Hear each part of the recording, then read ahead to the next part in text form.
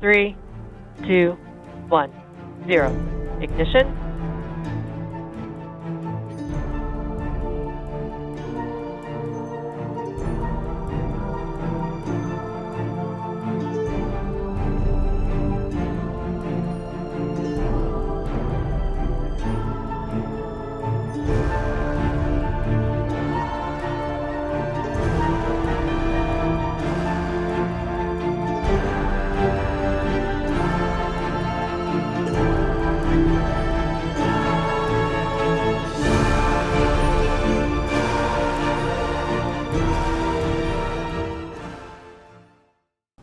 FTS is armed for launch. 9, 8, 7, 6, 5, 4, 3, 2, 1, 0. Ignition. Liftoff. Falcon power and telemetry nominal. Stage 1 propulsion is nominal. Hello, and welcome to another one of my KSP2 videos. Now, as you probably saw in the intro, I decided to do something a little bit different for this one. I basically decided to sprinkle in little edits of the cooler parts of the video in, to make it a little bit more enjoyable to watch, and personally I think it turned out pretty cool, and I'm pretty excited for you guys to see it. Anyway, in today's video, as the title would suggest, we are gonna be building a MUN hotel. But we're not going to be only building the hotel, but we're also going to be setting up the infrastructure for it. Now, of course, any kerbal that is rich enough to go to a MUN hotel will want to have a stable commnet connection at any time of the day and any day of the week, be it internet connection, phone connection, etc. So, in today's video, we're going to be doing two launches, one of which you can see right here. The first launch is going to be a satellite launch to the MUN to ensure a stable commnet connection. Now, I decided to go with 3 satellites. In theory, with 3 satellites you should be able to ensure a stable connection on any celestial body at any time, and we'll see how it goes later. Now, those of you who watched my previous video will probably recognize the first stage booster. It's essentially the exact same booster from the last video, the SpaceX-inspired one. The only difference being is that I took off the cargo bay from the front and put a fairing on. Sadly, the satellites and satellite service module was a little bit too big to fit inside the cargo bay, so I had to go with a slightly less reusable design. Here you can see me releasing the payload, and shortly we will be rotating and getting ourselves back on a trajectory to the KSC. And as you can see, the Kraken decided to attack. Anyway, with that extremely successful LKO insertion, we are going to be deorbiting our first stage booster. Now, the process is much the same as in the first video. The first stage is to get ourselves on a rough KSC trajectory, then we're going to fine-tune our trajectory from there, and lastly we are going to be doing our retrograde burn to land the booster. The only difference being is that I decided to land on one of the helo pads instead of the launch thingy.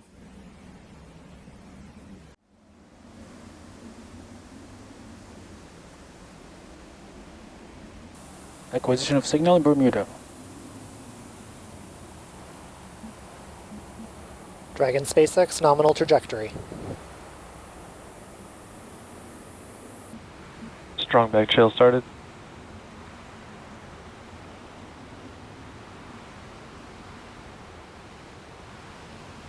Stage 1, landing burn, startup.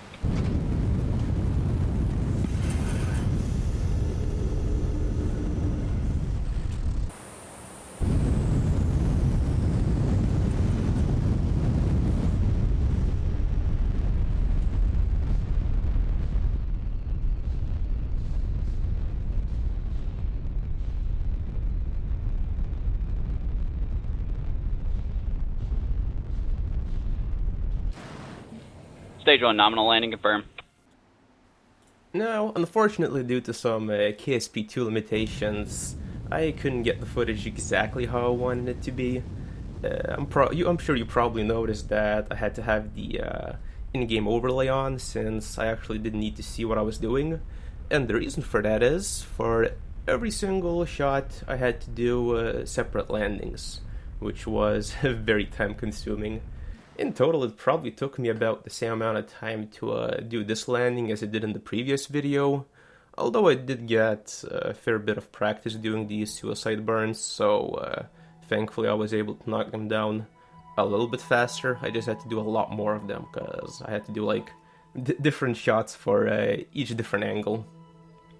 Anyway, with our LKO booster deorbited, we can proceed with the first stage of the mission, which is to insert 3 stable commnet satellites into Mun's orbit.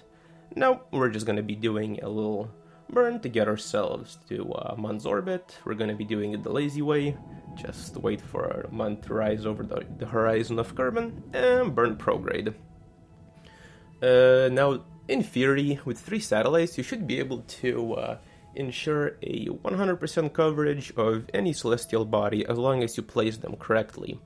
The way you do it is, you place 3 satellites. Each satellite has to be in approximately 65 degrees apart from each other, or the orbits have to be or orbit inclination has to be about 65 degrees apart from each other, and then each satellite has to be spaced apart approximately 120 degrees. If you manage to get a stable orbit, then you'll have full coverage at all times, since whenever one or two of the satellites is occluded, the other one is going to be right over top of you to take its place. Now, as you can see here, we're just going to do a little retrograde burn to get ourselves into Mun's orbit. You probably also noticed that I didn't go for a very close encounter. The reason for that is, well, first of all, we don't want our satellites to be in a very low orbit from the Mun, although we do still want them to be relatively close to ensure a good connection with vehicles or kerbals that don't have a lot of communication range. And also, in KSP, or well, anywhere, the lower energy your orbit is, the easier it is for you to change your inclination, which we will need to do for 2 of our 3 satellites. Now here, I did run into some pretty odd issues. When I launched the first satellite, for some reason I couldn't deploy the communication dish, or I think the solar panels either. It said they were blocked or obstructed. Not really sure what that was about. The other 2 satellites, I could deploy everything on them, so I don't know, that was really weird. I decided to reload a save, mess around for like 20 minutes, although I'll spare you guys from watching that. Another bug that I encountered was, once I deployed my satellites and put them in orbit, for some reason I couldn't get back to my service module and control it. It just wouldn't let me go back to it, even though it had an antenna and had a probe core. So what we had to do was release the satellites and instantly deorbit our service module, which we are doing right now.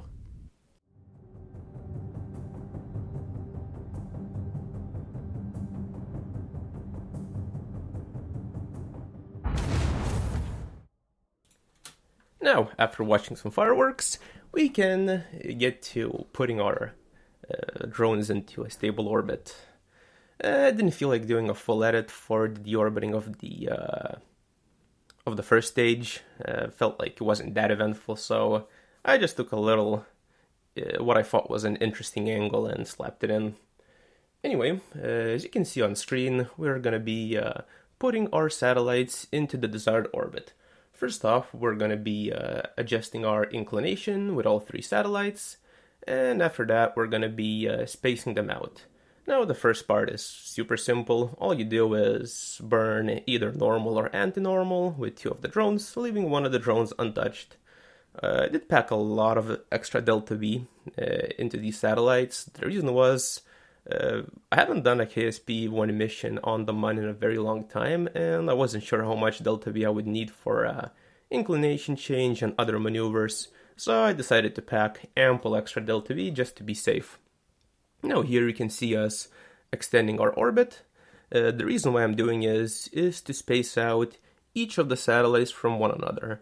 Now, if they're all bunched up in one place, then having 3 satellites doesn't really do us any good. Optimally, what we want to do is we want to space them out approximately 120 degrees from each other, so that at any time, in any place of the Mun, we have at least one satellite over top of us, giving us a nice and stable commnet connection. Now, I did get my periapsis a little bit too high.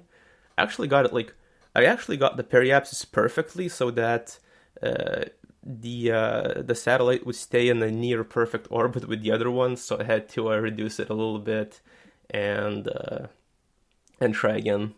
So now that we got one of our satellites into a stable orbit, we are going to be doing the same thing with the third one, and that's going to conclude our satellite portion. Now, the satellites themselves are actually fairly overbuilt. They have both solar and RTG power, so realistically they should be able to function nearly indefinitely. Anyway, with our satellite portion over, we can get on and start launching our Mun Hotel into LKO.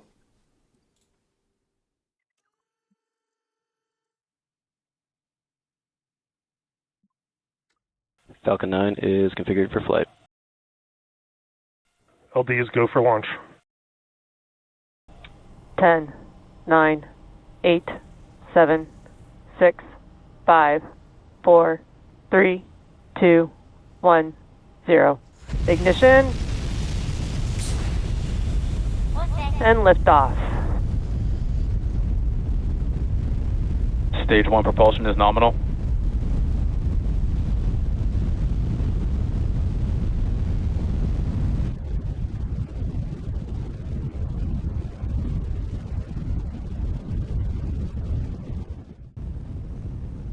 Vehicle pitching downrange.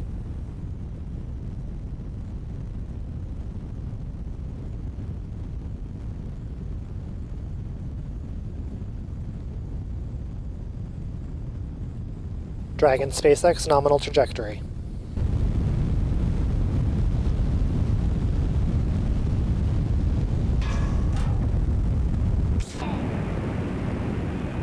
Stage separation confirmed.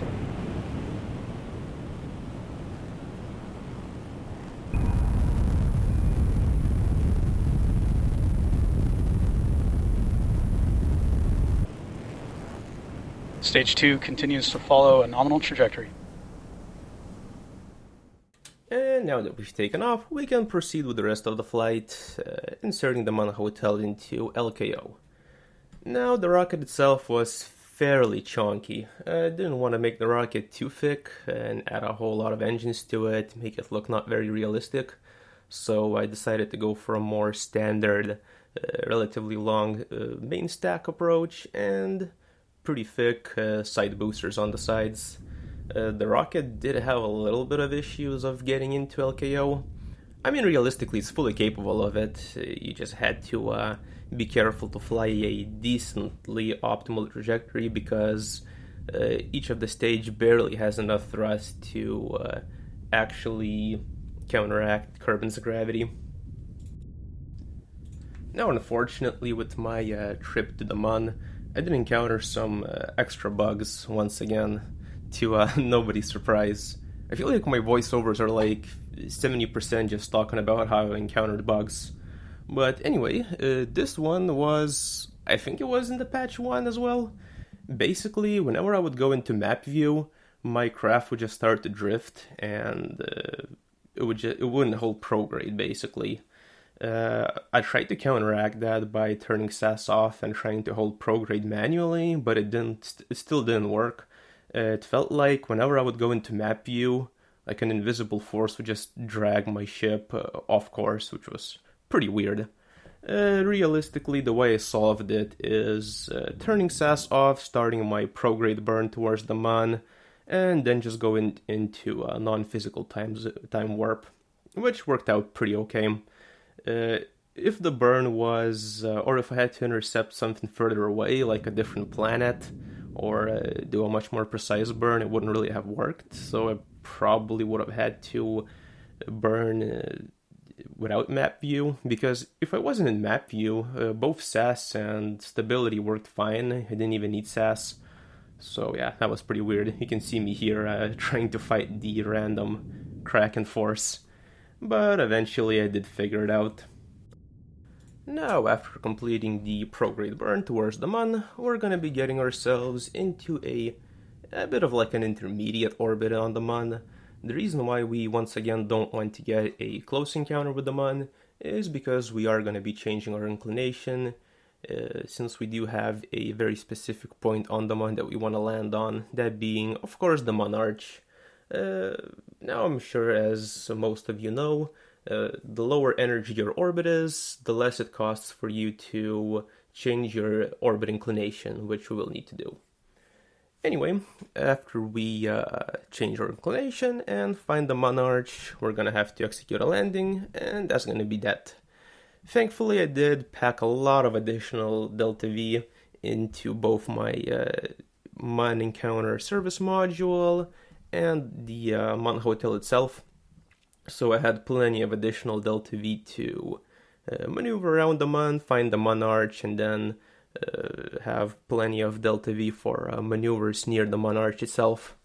Originally, I did land on the pretty close to the Mun Arch, and then did a bunch of little corrective burns when on the surface, but I figured that didn't make for a very cool video, so I decided to take a similar approach to my SpaceX-inspired LKO booster and simply do a bunch of quick saves until I got a pretty nice trajectory to the Mun Arch and just do the landing in one go. Now, finding the Mun Arch did take me a while. I was very confused because I couldn't see it. It took me like 10 minutes to find it, but it turns out that the reason for that being was the Mun Arch was actually on the dark side of the moon, and I just had to time warp for a very long time to actually see it. But once I actually saw it, it didn't take me too long to set up an encounter, which you guys can see I'm doing here. Just changing my inclination to fly roughly over the Mun Arch. Then we're gonna do a little retrograde burn with a slight final correction. We're also gonna be jettisoning our service module. Now, I did decide to jettison the service module a little bit early. In theory, I could have saved a bunch of extra Delta V and landed the Mun Hotel with some spare fuel, but I figured that we probably don't want to risk the service module slamming into the probably ancient and very interesting Mun Arch, so we jettisoned it a little bit early and did the rest of our burn with the Mun Hotel itself. T-minus 30 seconds and counting. And MVAC engine chill started. The vehicle is on a nominal trajectory. 6, 5, 4, 3, 2, 1, 0. Landing burn, start up. M1D chamber pressures are nominal. Yep. We did get braking gauge right at ignition. It did toggle a couple of times, but we're in a good fix. Okay, copy.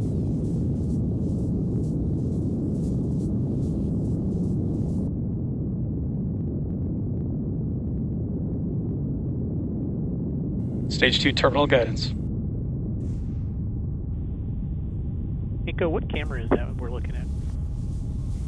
Flight that is SAW 1. Copy.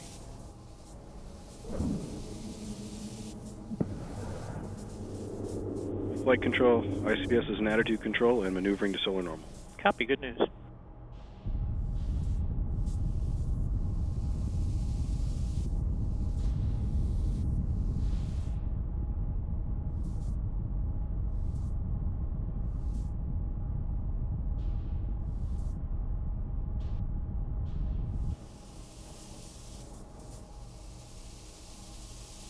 Nominal landing confirmed.